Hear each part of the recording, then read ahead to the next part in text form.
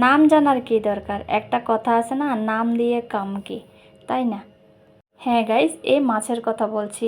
এই মাছগুলোর নাম আমি জানি না, কিন্তু রান্না করছি, সব সময় খাচ্ছি। তো তোমাদের কেউ কারো যদি জানা থাকে এই মাছগুলোর নাম, এগুলো তো সমুদ্রের মাছ, অবশ্যই কিন্তু কমেন্ট করে জানাতে ভুলবে না।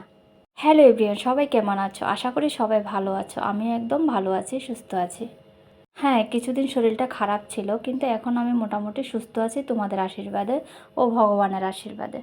তো চলো আজকে একটু রান্নাবান্না শেয়ার করি তোমাদের কাছে। আজকে গিয়েছিলাম দোকানে, গিয়ে এই দু রকমের মাছ নিয়ে এলাম। মাছগুলোর নাম আমি জানি না গাইস, তোমরা অবশ্যই কমেন্ট করে জানাবে এই মাছগুলোর নাম কি। প্রথম যে মাছগুলো দেখিয়েছিলাম ওগুলোকে আমরা তো খলিশা হিসেবে বলতাম আমাদের গ্রামে, কিন্তু আর কোনো নাম আছে কি আমি জানি না। আর যে লাল লাল কালারের মাছগুলো, এগুলো কী মাছ তাও আমি জানি না, কিন্তু খুব ভালো লাগে খেতে। তো একটা কথা হচ্ছে কি, মানে সবজি দিয়ে রান্না করলে না এই মাছগুলোর স্বাদ তেমন ভালো লাগে না, কিন্তু যখন মানে ঝাল করি একটু পেঁয়াজ দিয়ে, তখন একটু ভালো লাগে। অনেকে তো আবার ঝাল খেতে পারে না, তো তারা যদি এরকম ঝাল না করে রান্না করে না, তাহলে ভালো লাগবে না, ঠিক আছে? তো আমরা তো একটু ঝাল ঝোল খাই, এই জন্য আমরা মাঝে মধ্যে না, আমি এই মাছগুলো ঝালই করি বেশিরভাগ, ঠিক আছে? এগুলো সবজি দিয়ে রান্না করলে একদম বাজে লাগে, ভালো লাগে না। তো মাঝে মধ্যে যদি একটু আলু পাতলা করে কেটে যদি একটু হালকা মাখা মাখা করে রান্না করি, তাও আবার একটু ভালো লাগে। তো আমি ওই মাছগুলোকে ঝাল করব আজকে। আর এই মাছগুলোকে আমি আজকে কি করব, অন্যদিন ঝালে বেশিরভাগ করি, আর একটা তরকারি করে ফেলি সাথে। তো আজকে আমি কি করব, একটু অন্যরকমভাবে রান্না করব। কয়েকটা ঢেঁড়স আছে, ভেন্ডি আর কি, তোমরা কি বলো জানি না। তার দু একটা আলু দিয়ে আমি এগুলোকে একদম ভালো করে কড়া করে ফ্রাই করেছি, দেখো তোমরা। তো এবার আমি কি করব, এগুলোকে একটু মানে কয়েকটা ভেন্ডি আছে আর আলু আছে, এগুলোকে পাতলা করে কেটে একটু হালকা করে ঝোল দেবো আজকে, দেখি কেমন লাগে খেতে। হ্যাঁ, ভালোই লেগেছে কিন্তু খেতে, যদিও আমরা খেয়ে ফেলেছি ততক্ষণে। তো ভালোই লেগেছে কিন্তু খুব খেতে।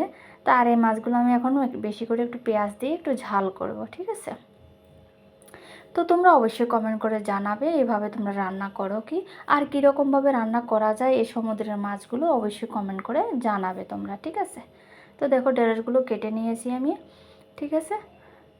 আর এইদিকে দেখো ওই মাছটা মানে দুদিকে বসিয়ে দিয়েছি আমি গ্যাসের মধ্যে। আজকে মাছগুলো কাটতে না একটু দেরি হয়ে যায়, আর আমি মাছ কিন্তু দোকান থেকে কেটে আনি না, কারণ আমার ঘরে বটিদা আছে।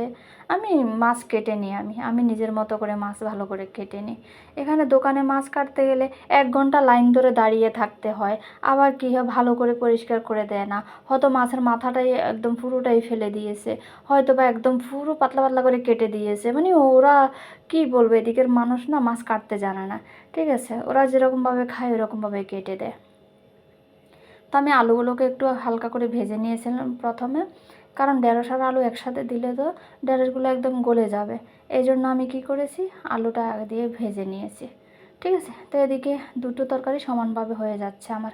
তো গাইস, ভিডিওটা কেমন লাগলো অবশ্যই কমেন্ট করে জানাবে, আর মাছগুলোর নাম কি অবশ্যই কমেন্ট করে জানাবে।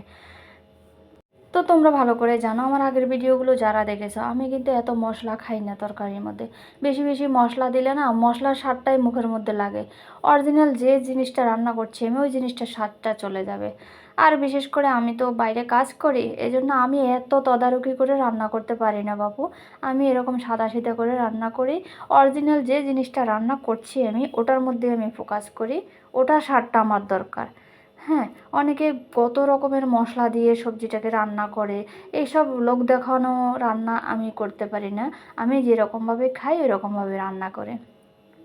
তো এখানে বড় মাছগুলো একদম কম পাওয়া যায়, ঠিক আছে? এই সমুদ্রের মাছগুলোই পাওয়া যায়, এই জন্য তোমরা ভাববে যে আমি সবসময় একই সবজি রান্না করি। হ্যাঁ, একই সবজি রান্না করি, কারণ এই মাছগুলোই পাওয়া যায়, কী করব আমি? তো যখন বড় মাছ পাওয়া যায় তখন বড় মাছ আমি রান্না করি, সবজি দিয়ে রান্না করি, ভালো লাগে খেতে। তো তোমাদের কাছে আগেও আমি আপলোড করেছিলাম ওইরকম ভিডিও, ঠিক আছে? সামনের দিকে বড় মাছ আনলে তাও রান্না করে দেখাবো আমি কীভাবে রান্না করি। তো ভিডিওটা কেমন লাগলো, ভালো লাগলে অবশ্যই কমেন্ট করে জানাবে, ঠিক আছে? তোমরা যদি কমেন্ট করো তাহলে আমার ভিডিও বানাতেও ভালো লাগে। তো গাইস, সবাই ভালো থাকবে, সুস্থ থাকবে। আমার সবজিগুলো কিন্তু হেভি লেগেছে আজকে খেতে। তো ঢেঁড়সের তরকারিটা আজকে একটু অন্যরকম লেগেছে, মানে একটু অন্যরকমভাবে রান্না করলাম না, ভালোই লেগেছে খেতে। তো ভালো থাকবে।